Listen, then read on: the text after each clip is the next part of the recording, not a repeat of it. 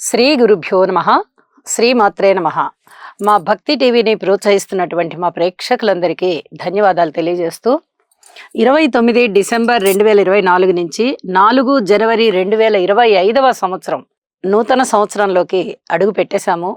వార ఫలాల్లో కూడా మనకి మధ్య రోజు కొత్త సంవత్సరం ఆరంభమవుతూ ఉన్నది. నూతన సంవత్సర శుభాకాంక్షలు కూడా తెలియజేస్తూ ఈ వారం రాశి ఫలితాలు తెలియజెప్పుకుందాము. గ్రహ సమ్మేళనాలు ఎలా ఉన్నాయి, గ్రహాల దృష్టులు ఎలా ఉన్నాయి, గ్రహాల స్థితులు ఎలా ఉన్నాయి ఇప్పుడు తెలియచెప్పుకుందాం.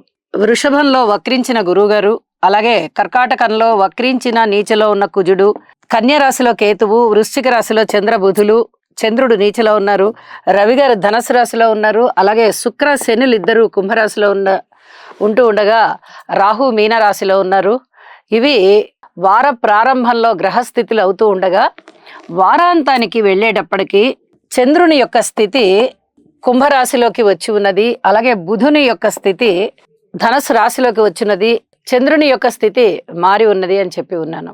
ఇక గ్రహ సమ్మేళనాల యొక్క ఫలితాలు ఏమిటి అంటే, శని శుక్రులు ఇద్దరూ కూడా కుంభరాశిలో ఉన్నారు. ఇది వైవాహిక జీవితంలో చిన్నపాటి ఇబ్బందిని కలగజేస్తూ ఉంటుంది, అలాగే మిత్రత్వాన్ని కూడా దెబ్బతీసే విధంగా ఉంటుంది. కొంచెం జాగ్రత్తగా ఉండవలసినటువంటి గ్రహస్థితి ఇది.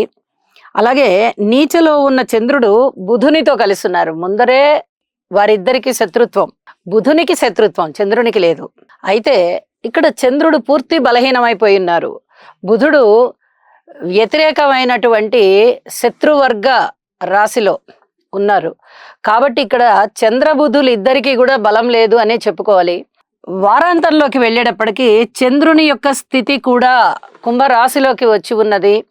అయితే చాలా టెన్షన్స్, ఒత్తిళ్లు ఎక్కువగా ఉండడం కానీ, అలాగే లలిత కళలలో కొన్ని రకాలైనటువంటి ప్రశంసలు పొందడం కానీ, ప్రదర్శనలు ఇచ్చి మెచ్చుకోలు తీసుకోవడం కానీ, ఇట్లాంటివన్నీ చాలా బాగుంటాయి అని చెప్పి తెలియచెప్పడం జరుగుతోంది. అలాగే రవి బుధుల యొక్క స్థితి బుధాదిత్య యోగాన్ని తెలియచెప్తూ వీరిద్దరూ ఎక్కడ ఉన్నా కూడా మంచి చేస్తూ ఉంటారు. ఇద్దరు కలిసే ఉన్నటువంటి యోగమే బుధాదిత్య యోగము. అయితే వీరిద్దరూ ధనస్సు రాశిలో ఉన్న కారణం చేత చక్కటి యోగాన్ని అందజేస్తూ ఉంటారు. అలాగే గురువు యొక్క పంచమ దృష్టి కేతువు గారి మీద ప్రసరిస్తూ ఉన్నది. ఇది ఆధ్యాత్మికంగా పెద్దల పట్ల, గురువుల పట్ల వినయ విధేయతలు చూపిస్తూ ఈ రకమైన స్థితి కొనసాగుతూ ఉంటుంది. అలాగే గురువు గారి యొక్క సప్తస్థాన దృష్టి చంద్రబుధుల మీద పడుతూ ఉన్నది. ఇది ఏదైనా పరిశోధనా రంగాలలో అద్భుతమైనటువంటి ఫలితాలు ఉంటూ ప్రజోపయోగ కార్యక్రమాలు బాగా చేసేటటువంటి ఇష్టాన్ని ఎక్కువ చేస్తుంది. శని గారి యొక్క దశమ దృష్టి చంద్రబుధుల మీద ఉంటూ ఉంది.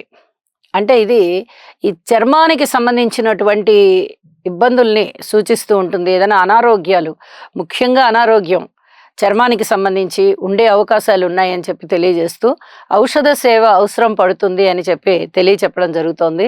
అలాగే కుజుని యొక్క అష్టమ దృష్టి శని శుక్రుల మీద పడుతూ వివాహేతర సంబంధాల విషయంలో జాగ్రత్తగా ఉండాలి. అలాగే ఈ భూమి తగాదాలకు సంబంధించి, కాంట్రాక్ట్ తగాదాలకు సంబంధించి ఇలాంటి వాటి విషయాలలో అతి జాగ్రత్తగా ఉండాలి. కోర్టు విషయాలు కానీ, రోడ్డు ప్రమాదాల విషయాలు కానీ ఇలాంటివి సూచిస్తూ ఉంటుంది. కాబట్టి తగినన్ని జాగ్రత్తలు తీసుకోవాలి. వీటన్నిటికీ ఉపశమనం ఏమిటి అంటే స్తోత్ర పారాయణాలు చేసుకోవడమే.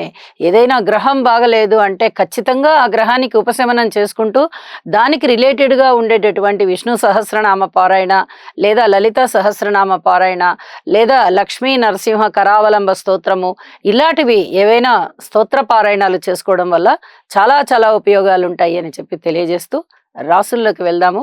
మిథున రాశి. మిథున రాశి వారికి ఈ వారం రోజుల కాలము కూడా ఏమన్నా అత్యద్భుతమైన ఫలితాలు ఉన్నాయా అంటే, వీరు చాలా చాలా జాగ్రత్తగా ఉండాలి, ఓర్పు కలిగి ఉండాలి, కృషి చేస్తూ వెళ్ళాలి, పెద్దలని సేవించాలి, వినయ విధేయతలతో ప్రవర్తించాలి, పై ఉద్యోగస్తుల పట్ల, పై అధికారుల పట్ల చాలా వినమ్రులై ఉండాలి, అధికమైనటువంటి శ్రద్ధ తీసుకోవాలి ప్రతి విషయంలో కూడా. షష్ఠ స్థానంలో చంద్రబుధులు ఇద్దరి స్థితి బాగుంది. అలాగే నవమ స్థానంలో శుక్రాచార్యుల వారి స్థితి బాగుంది.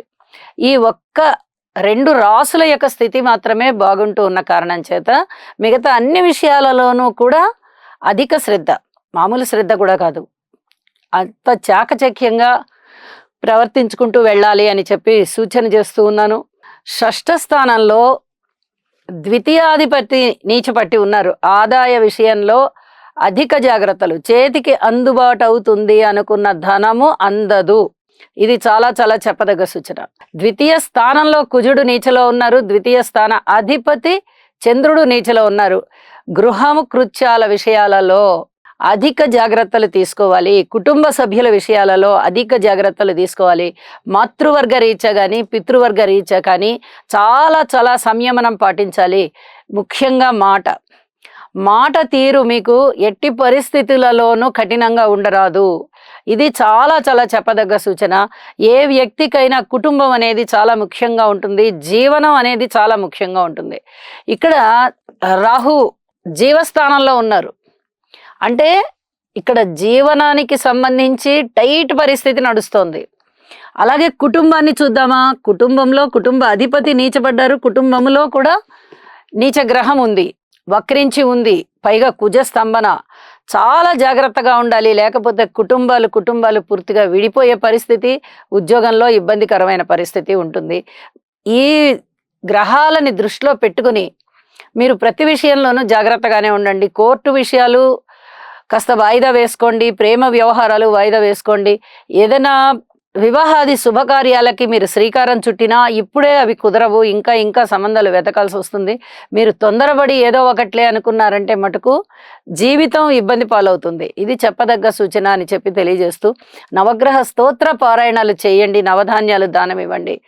అలాగే వారాంతంలోకి వెళ్ళేటప్పటికీ చంద్రుని యొక్క స్థితి కూడా నవమ స్థానంలోకి వచ్చింది, బుధుని యొక్క స్థితి సప్తమ స్థానంలోకి వచ్చింది. ఈ రెండూ కూడా అంత ఉపయోగకరమైనటువంటి ఫలితాలు కాకపోవడం వల్ల చెప్పిన పరిహారాలు చేసుకుని వారాంతం కూడా మీరు సుఖంగా ఉండవలసిందిగా సూచన చేస్తూ శుభం.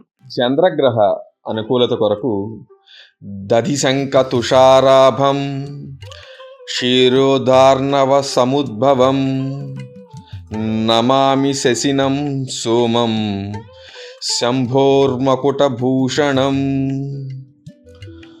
ఓం శ్రాం శ్రీం శ్రౌం సహ చంద్రాయ నమః.